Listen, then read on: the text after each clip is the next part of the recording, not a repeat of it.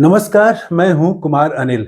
बिहार में एक नया घमासान शुरू होने वाला है। राष्ट्रीय जनता दल ने एक राज्यव्यापी कार्यक्रम की घोषणा की है और सबसे बड़ा सवाल जो है वो ये है कि अब 1 साल से भी कम का समय बचा है, 10 महीने 9 महीने का समय है। अगले साल बिहार में विधानसभा का चुनाव होना है। एनडीए का तो नारा क्लियर है, उनकी रणनीति भी क्लियर है, लेकिन आरजेडी किस नारे पर चुनाव लड़ेगा ये क्लियर नहीं है। 2020 में राजद चुनाव लड़ा था 10 लाख नौकरी देने के नारे के नाम पर। तेजस्वी यादव के इस भाषण पर काफी जोश उमड़ता था नौजवानों में कि वो मुख्यमंत्री बनते ही पहला हस्ताक्षर करेंगे, 10 लाख नौकरी देंगे। तब नौकरियों वाली सरकार का काफी जोर था। इस बार क्या करेंगे? इस बार तो वो नौकरी तो अभी भी मिल रही है।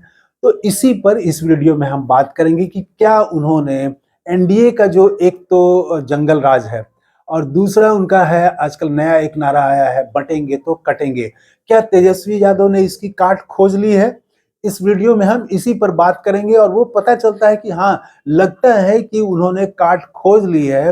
वो तेजस्वी यादव के बिहार विधानसभा में भाषण को गौर से सुनिए और आज जो एक राजद ने पूरा राज्यव्यापी कार्यक्रम घोषित किया है उसको अगर देखें तो लगता है कि तेजस्वी यादव ने बिसात बिछा दी है।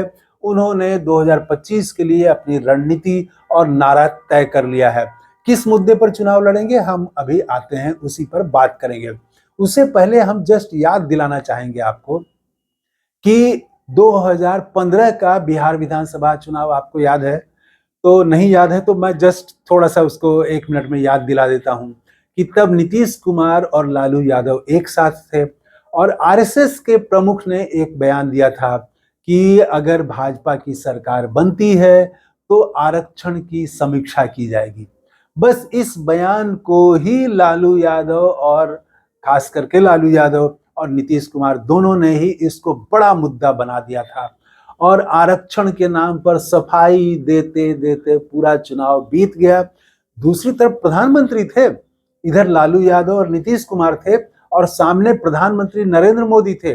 2015 की बात है, ये याद करिए, तब प्रधानमंत्री नरेंद्र मोदी की लोकप्रियता अपने चरम पर थी। आज जैसे बहुत सारे सवाल अडानी और सेफ हैं और वो ये सब बातें नहीं आई थी तब। तो वो उनका एकदम चरम पर था, वो खुद को पिछड़ी जाति के हैं वो भी था और जादू कर देंगे और ब्रह्मा के अवतार हैं, जो सारा कुछ वो चल रहा था। तो वो उनके खिलाफ ऐसा कुछ भी नहीं था तब। उस जमाने में नीतीश और लालू की जोड़ी ने उनको एकदम परेशान कर दिया था और उस चुनाव का रिजल्ट देखिए क्या हुआ था। 157 सीटों पर तब भारतीय जनता पार्टी लड़ी थी, 157 सीटों पर और सिर्फ 53 सीट जीत पाई थी। होश बिगड़ गए थे, पसीना छुड़ा दिया था लालू और नीतीश कुमार ने, दोनों ने। और इधर 101 सीट पर नीतीश और लालू यादव चुनाव लड़े थे और लालू यादव की पार्टी राजद 80 सीटों पर जीती थी और 71 सीट पर जीत मिली थी नीतीश कुमार के जनता दल यू को। स्ट्राइक रेट समझ लीजिए, राजद का 80% लगभग, 71% लगभग जदयू का और उनका 157 में 53। अब वो स्ट्राइक रेट जोड़ लीजिए, काफी कम हो जाता है। वो बहुत बुरा प्रदर्शन था भारतीय जनता पार्टी का। तो उस समय मुद्दा जो था, सबसे बड़ा मुद्दा था आरक्षण। और भाजपा का मुद्दा क्या था? भाजपा का मुद्दा वही था कि वो लालू राज को नहीं आने देना है। उसके बाद 2020 का चुनाव हुआ। 2020 के चुनाव में आप देखेंगे कि एनडीए का तो वही नारा था कि लालू राज को नहीं आने देना है किसी भी तरह से। और उनकी जो रणनीति रहती है वो हमेशा की तरह यही थी कि यादव विरोधी अन्य जातियों को गोलबंद करो। याद करो कि लालू यादव के समय क्या होता था, चलने नहीं दिया जाता था। तो एक यादव विरोधी अन्य पिछड़ी जातियों को गोलबंद करना, सवर्ण तो उनके साथ हैं ही। तो ये मिला के उनका एक गठजोड़ बनता है और उनका इस तरह से रणनीति बना के वो नारा होता है कि जंगल राज नहीं आने देना है। तो ये उनकी इस बार भी होने वाली है, 2020 में थी, 2025 में भी होगी। नीतीश कुमार से लेके भाजपा सारे लोगों का आप देख लीजिए भाषण यही है। हाँ, एक नया नारा इस बीच भाजपा ने दिया है, वो दिया है बटेंगे तो कटेंगे, एक हैं तो सेफ हैं। अब इस नारे को पूरा एनडीए का तो नारा नहीं कहा जा सकता है, लेकिन रोते गाते जदयू वाले भी वो इसका विरोध नहीं करते हैं, बटेंगे तो कटेंगे का विरोध नहीं करते हैं। वो पहले वाले नीतीश तो अब है नहीं, अब तो वो वक्फ से लेके तमाम चीजों पर वो इस तरह का स्टैंड लेते हैं कि कंफ्यूजन हो जाता है। अभी ललन सिंह का एक जो है वो बयान अभी चल ही रहा है, चर्चा में ही है, जिसमें उन्होंने कहा कि मुसलमान हमको वोट नहीं देते हैं। तो वो बीजेपी के प्लैंक पर जाते हुए दिख रहे हैं, तो उनका तो तय है। इधर राजद ने भी लगता है अपना तय कर लिया है।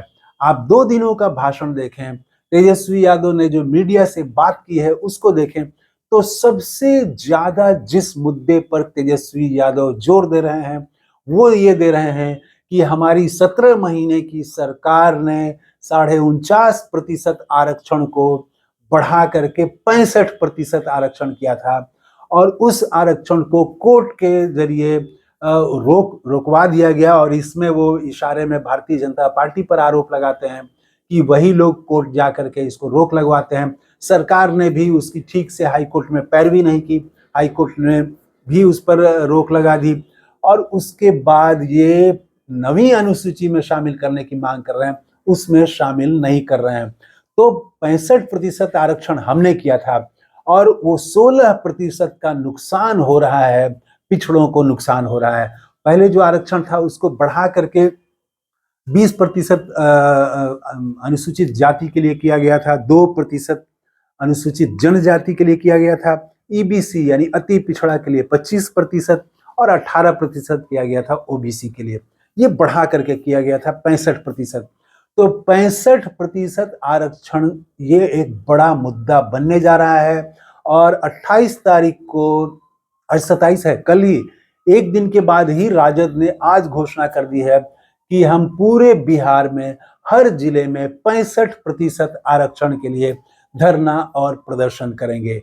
तो लगता है कि तेजस्वी यादव ने बटेंगे तो कटेंगे की काट खोज ली है, और भाजपा को सत्ता से रोकने के लिए चाबी खोज ली है। ताला तो वो लगा देते हैं, वो तो उसकी चाबी इन्होंने खोज ली है, काट खोज ली है, और इसी नारे पर अब मुकाबला होगा।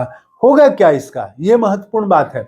2 दिनों से आप देखें कि तेजस्वी यादव जो मुद्दा उठा रहे हैं 65% आरक्षण का, तो भाजपा की प्रतिक्रिया क्या है, जदयू की प्रतिक्रिया क्या है, यहां से आप पता चलेंगे कि क्यों तेजस्वी यादव इसी को बनाना चाहते हैं।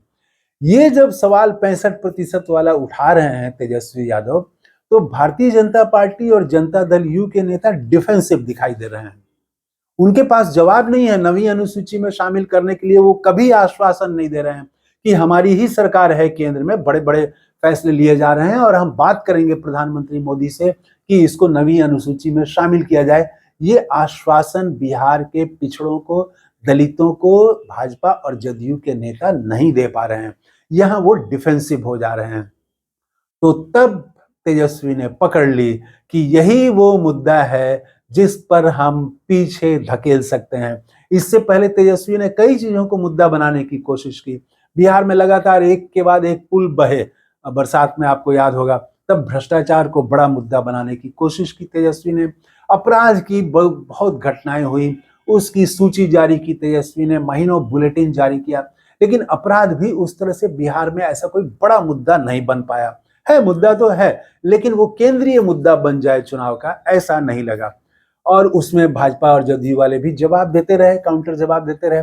ये जो 65% आरक्षण का सवाल है, इस पर वो डिफेंसिव दिखाई दे रहे हैं। तेजस्वी यादव ने बस नब्ज पहचान ली, अपना समय पहचान लिया, और लगता है कि इसी नारे पर वो आगामी 2025 का चुनाव लड़ने वाले हैं। 65% आरक्षण को नवी अनुसूची में शामिल करो, ये उनका केंद्रीय मुद्दा होने जा रहा है। आपको क्या लगता है, तेजस्वी यादव किस मुद्दे पर 2025 का बिहार विधानसभा चुनाव लड़ेंगे? कमेंट करके जरूर बताइएगा। थैंक यू, धन्यवाद, जय हिंद।